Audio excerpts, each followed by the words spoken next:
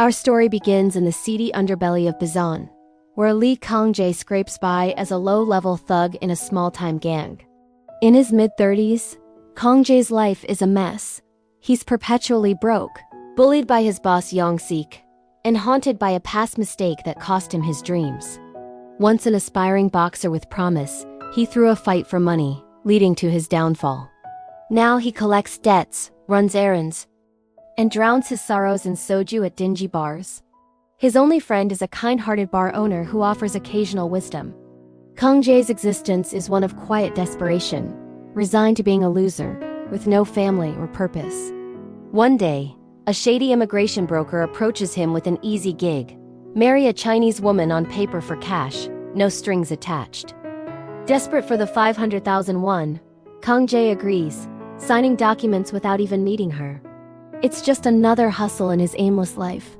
Cut to Failan, a young woman from rural China. Orphaned after her parents' death, she travels to Korea on a tourist visa, hoping to reunite with distant relatives. But upon arrival, she learns they're long gone, leaving her stranded in a foreign land with no money, no job, and expiring papers. Facing deportation, she turns to the broker for a sham marriage.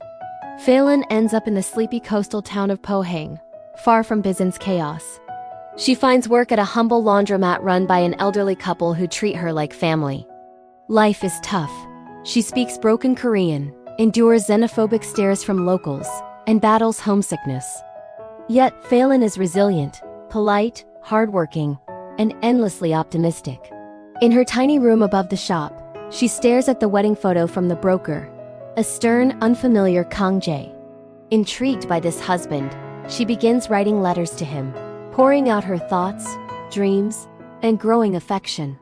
She describes her daily joys, like watching the sea or learning new words, and imagines a life together. But shyness prevents her from mailing them.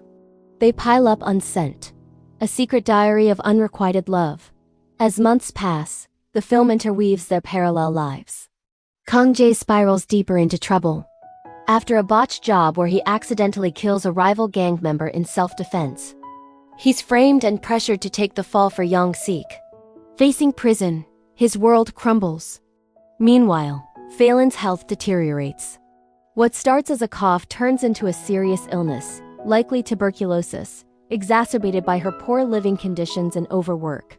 She visits doctors but can't afford treatment. In her final days, she clings to the fantasy of Kang-jae, writing one last letter begging him to come if he ever cared. She dies alone in the hospital, her body unclaimed. The turning point hits when police notify Kang-jae of his wife's death.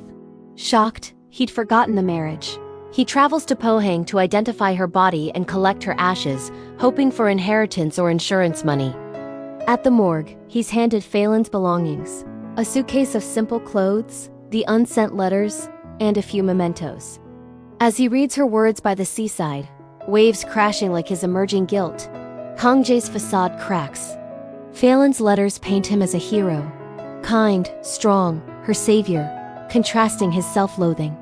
She describes falling in love with his photo, thanking him for giving her a reason to stay alive, even if it was illusion. Moved to tears, he visits her workplace, hearing stories from the laundromat owners about her gentle spirit and unspoken longing.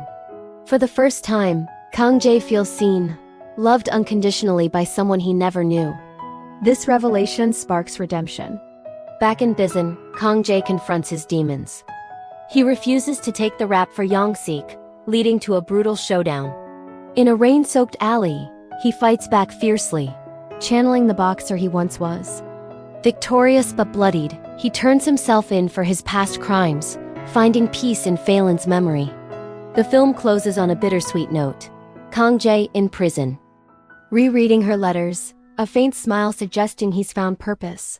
Flashbacks show what could have been. Imagined meetings where they share quiet moments, underscoring the tragedy of missed connections.